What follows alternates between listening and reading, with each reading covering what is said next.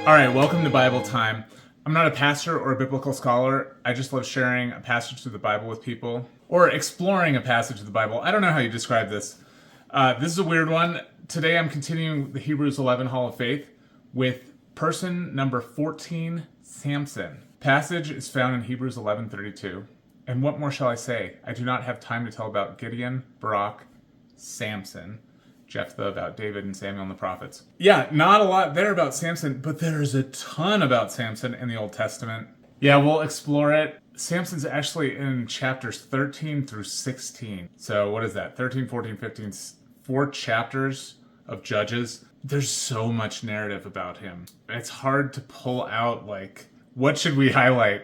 I'll give an overview. Okay, so Samson is a super weird guy. Recently, my pastor preached a 3-part series on Samson. It was part of the Judges series, but he took 3 Sundays to go over Samson, and he titled it "The Flawed Judge." So that kind of gives you a window into what's going on in the story. Samson is definitely flawed. That's absolutely true. I mean, you can say that about all people who've lived, beginning to end of time. All have sinned and fall short of the glory of God. Some people, it's a little more obvious. He was not the most diligent follower of God's law. And like so many people in the Bible, he sinned and he experienced the consequences of his sins. You know, some examples also include Moses, David, Saul, many, many others, of course. But he's still used by God to accomplish God's goals. That's kind of the takeaway. But I'll give you a high-level overview of some of the more interesting parts of Samson's life as depicted in the Bible. If you want the full story, it's only 4 chapters. You could read it in one sitting quite easily. Judges chapters 13 through 16. And it's very interesting too. But, to give it its full justice, I feel like I have to sit with it and just ponder certain passages for a long time. You read it and it's so weird. It just hits my brain strangely. What do I do with this information? Okay, back to the overview. So Samson was set apart before birth. God sent an angel to his mother to tell him that he was to be set apart. He was to take the lead in delivering Israel from the hands of the Philistines. The angel told his mother that he was to be a Nazirite, a lifelong Nazirite. And that's something interesting, that there's another notable Nazirite, John the Baptist. The 2 things mentioned in Judges here are no drinking wine or anything that comes from grapes, like vinegar, and no haircuts. You can't cut your hair. I think a lot of other people are Nazirites for a season, almost like a fast or something. You become a Nazirite for a short period of time. Well, definitely with Samson, he was to be a Nazirite from birth. There's some other rules to it too, but those are the ones that are described by the angel when we first talked to Samson's mother. I don't think I'm going to read out loud all the passages that I'm discussing. I'll just have them on the screen because there are a lot and they're very long, but I will hit the points of them. But yeah, that was found in Judges 13 verses 4 and 5. My overall experience, I think I've already explained this a little bit. My overall experience with readings about Samson is I'm just left with more questions than answers. The narrative itself doesn't provide the answers I'm looking for. And maybe that's to make me think about it. I'm sure that's part of it. Some of the answers probably I can figure out. You'll see that later. I'll raise some questions and then some of them I'll sort of have an answer to. Some of them I just don't. But the bizarre twists and turns of his life they're never fully explained. So many of them. So Samson will do something really weird, and you're like, why did he do that? And the Bible just doesn't explain why. It doesn't explain his thought process. Is Samson just a weird guy? Is he just foolish? Because he seems to do foolish things, but then is that deliberate? Was God wanting him to do the foolish thing? There are some clues here and there, but it's hard to know when Samson's in God's will, when he's doing God's will, and when he isn't doing God's will. Because clearly both of those things are happening throughout his story. The hair thing is super confusing with Delilah. That's probably the most famous part of Samson's life is he has this hair and Delilah cuts the hair and he loses his power. It's like, why did he tell her? And I'll elaborate on that a little bit more when we get to it. But there's just so many weird events and the reader is just left hanging trying to figure it out. I also just don't understand why the Philistines seem to be so psychotically evil, burning people alive, and they just seem to get so angry for what seems to be trivial things. Also, why is Samson just so nonchalant about danger? He just doesn't seem concerned about it. Maybe that's his faith. Maybe that's why he's in the Hall of Faith. He just trusts God so darn much. That could be it. But overall, the impression I get of Samson, he's super mighty and powerful. If you read his story, that comes through very clearly. He was very willful. He just goes his own way. He's devious with many people throughout the story. Clearly, he's fine with lying to people, or just maybe not outright lying, but lies of omission, just kind of manipulating people. That seems to happen a lot. He seems to have kind of an entitled attitude about everything, too. I mentioned he's not afraid. It's just very egotistical, to use a modern term, which I know comes from psychology. Maybe prideful is the right word. But is his pride based in himself or in his reliance on God? It's just not explained. And so you just have to wonder, is God just using a really prideful man to accomplish God's desires? Or is Samson just actually just really, really has strong faith in God? And that's why he's so confident. But yeah, I mentioned that possibility that, okay, Samson's really flawed. God can just use Samson to accomplish his purposes. And that is probably technically true about everyone God chooses. Every man and woman God chooses to accomplish his ends, and God uses that sinful person to accomplish his goals anyway. It's just really clear with Samson because he does these things.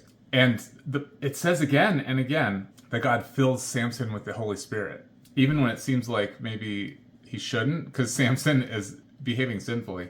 Let's get into some of the weirdness. I'll give some bullet points from his life. I think I've probably teased this way too much or given too much of an overview without just showing you the passages. But here's some bullet points from Samson's life to illustrate some of what I was talking about already. And the list of weird things could definitely be longer. If you just try to find all the weird things of his story, it would be a super long list. But number one in my list is him marrying a Philistine. So he was an Israelite. He just insisted on marrying a Philistine. And his parents tried to talk him out of it, but Samson insisted. And there's no window into Samson's thought process here. What does it say? Let me see here. The Bible says, it was from the Lord who was seeking an occasion to confront the Philistines. The Lord wanted Samson to get embedded within the Philistines, almost like a spy or something. But I'm not sure if Samson was in on that. Was Samson trying to be a spy, or he just really wanted the Philistine woman? That is not clear. The passage is Judges 14, 1-4. The next one is the story with the lion. So Samson encounters a lion. He has no weapons, apparently. The lion attacks him. He rips the lion apart with his bare hands, defeats the lion. And then later, there's honey in the carcass of the lion. And that's all we get. Like, how did this happen? So he eats some of it, and he gives some of it to his parents, but he doesn't tell them where it came from. And it's like, why didn't he tell them? It's just weird, and it's not explained. Was there a reason Samson didn't tell his parents? It's very strange. The third one is unsolvable riddle. So when Samson's going to get married to the Philistine woman, there's 30 companions. Why are there 30 companions? They're probably more like bodyguards. Maybe they just want to kill Samson. I don't even know. Samson plays kind of a weird game with them. And I guess that goes back to the first one. The Lord was seeking an occasion to confront the Philistines. You've got this kind of devious guy, and he can be the trigger to anger those Philistines. Well, trigger a reaction from Samson. Very mighty man. But anyway, so he has this riddle, and the riddle is, it's Judges 14:14. Out of the eater, something to eat. Out of the strong, something sweet. If they can figure out the riddle, then Samson will pay for the clothes. He will provide the wedding clothes. It's an unsolvable riddle. I mean, I think the idea with riddles is that maybe this is a cultural thing at the time, that you would do this kind of as a fun game. Is like, I'll tell you a riddle. If you can guess it, then you get the garments for free. But it's unsolvable, because who would think of a lion and then honey is in the lion? Like, I don't think that was a common thing. Is the Bible trying to say, like, they should have been able to guess the riddle? But anyway, they coerced his wife, and she gets it out of Samson and tells them. That should have been his first lesson. If you tell a Philistine woman your secret, she will tell it to others. Like, he should learn that lesson right here, but he doesn't, foreshadowing the rest of his life. So they get the answer to the riddle. He knows that she told them because he gave them an unsolvable riddle, so how could they ever guess it? He's so angry that he goes and he kills 30 guys and takes their clothes and gives it to those companions. I think they call it companions, 30 companions. I mean, I just have so many questions about this. It's strange. Okay, later, another weird thing, I guess we're up to 4, defeating 1,000 Philistines with a jawbone. With all the events, the Philistines hate Samson. His own people, Samson's own people, the people of Judah, turn Samson over to the Philistines. And then Samson escapes from the bonds, grabs the jawbone of a donkey, and somehow is able to kill 1,000 Philistines. Bizarre. And it's weird. He sort of speaks in these riddles or these little poems or something. At the end he says, with the donkey's jawbone, I have made donkeys of them. So this, Samson is very, very confident, very, very proud. And however, you can make the argument that this is an example of Samson's faith, because he tells the Israelis, yeah, go ahead, tie me up, give me to the Philistines. As long as you don't kill me, it's like he has the go-ahead from God. You will kill as many Philistines as you can. Like, there's going to be no limits on this. If it's a Philistine, just you can kill him, basically. That seems to be what's going on with Samson. And so he's not afraid of it. And yeah, the cords, they just turn to ash or whatever. You've got the text in front of you. Yeah, I think it's an example of his faith, because he knew God would find a way for him to be victorious. It's just very strange that his weapon was a jawbone. So this man is a legend. He's already a legend. Philistines are crazy angry with him, obviously, at this point. That brings me to the next weird thing, the city gates. In the middle of the night, so he was staying with some prostitute. This is weird. I don't get it. But in the middle of the night, he ripped the doors off the city gates, and he carried them on his shoulders, 37 miles. Just an amazing feat of strength. Yeah, why he was able to do this when he's staying with the prostitute. I mean, I guess it is a common biblical theme. None of us are deserving of God's love, his blessings, his forgiveness. And in our sin, we receive so many blessings. I'll just speak for myself. I've received incredible blessings, even though I sin daily. Yeah, and that is a very biblical theme. It just seems like in the Old Testament, it's usually more hardcore. It's like, you follow God's law, or you get punished. And it seems to be like a one-for-one thing. But here, God is giving them that great strength. Of course, Samson is eventually punished. But the last weird thing is the Delilah one. The one I mentioned at the beginning, the hair and the Delilah. What's weird is that he told Delilah his secret. Why did he do that? And again, Delilah is not his wife, so he's living outside of God's design, Samson is.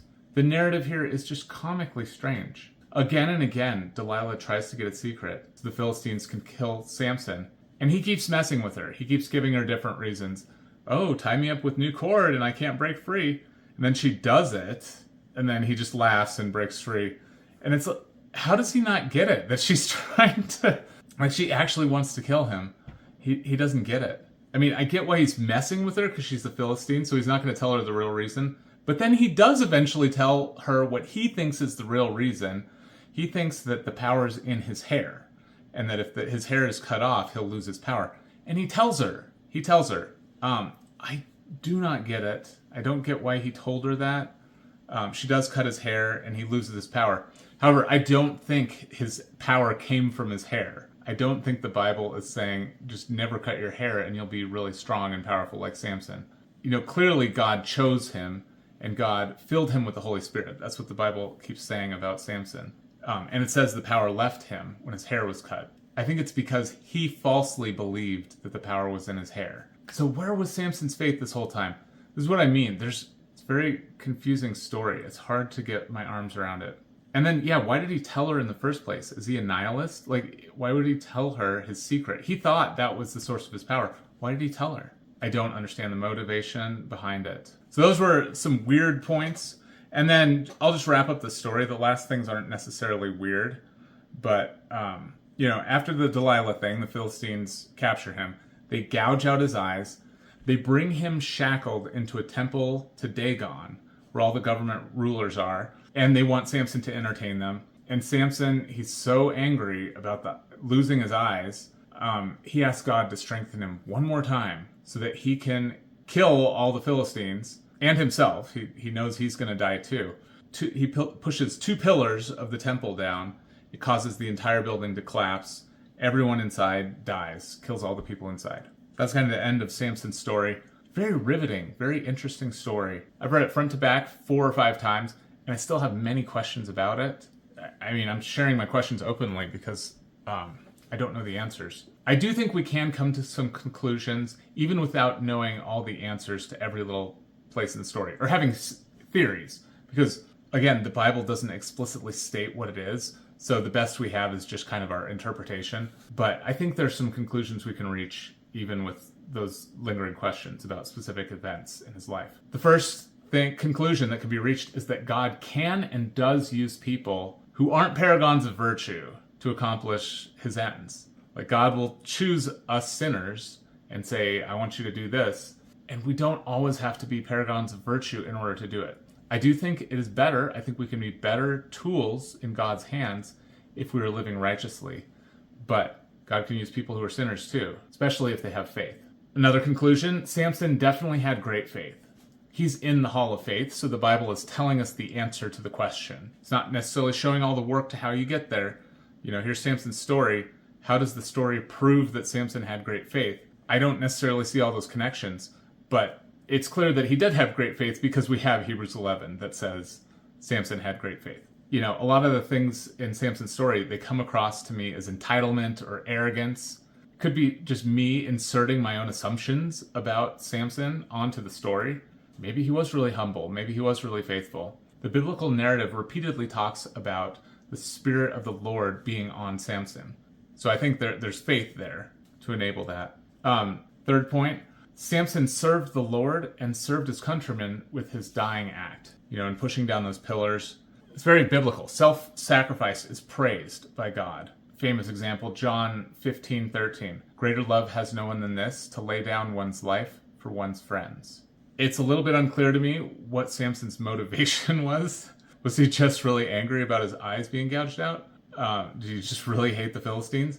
Or was he thinking, I'm going to sacrifice myself for the greater good, to do God's will, for my friends, for the Israelites to be free from the oppressive rule of the Philistines? One thing is certain, though, Samson had great faith, absolutely. He went to God when he wanted that power. At the end, he said, Sovereign Lord, remember me. Please, God, strengthen me just once more. So he went to God for that strength. I think that's all I've got on Samson. This one was really tough. I spent a lot more time on this particular person than I did on a lot of the other ones. The story is very, very long, and there's all these intriguing twists and turns. It's just a little bit harder to deconstruct. I don't think deconstruct is a great word. I think his story is just a lot harder to digest and kind of figure out what is the meaning for me in my life. Hopefully I did it justice. For sure, Samson has great faith. So we got there. If you want additional biblical analysis, maybe with more answers than questions, please check out the 4 pastors I linked in the description. And I also linked my personal church to just the Sunday sermons. And now I'll close with a prayer. Lord, thank you for the Bible, for sharing these stories of great people of faith that we can learn from. I pray that you would help me to learn from Samson's life, and any who are watching as well. Just please help us to understand what the takeaways from Samson's life are, how we can have faith like Samson, and just serve you, and just do whatever you've called us to do. And Lord, I do find it very comforting that it appears Samson wasn't always necessarily in on it. He didn't necessarily understand what you were trying to do with him, but you're still able to use him anyway. And I'm grateful, Lord, that I don't have to understand what you want in my life, what the end goal is. I don't have to understand how you're going to accomplish your work in my life. Lord, I just pray that you would give me and anyone watching, give us the willingness to follow your lead wherever you take us, and to do your will faithfully, and to trust in you. And pray all this in Jesus' name. Amen. Now may the Lord of peace himself give you peace always and in every way. The Lord be with you all. See you next time.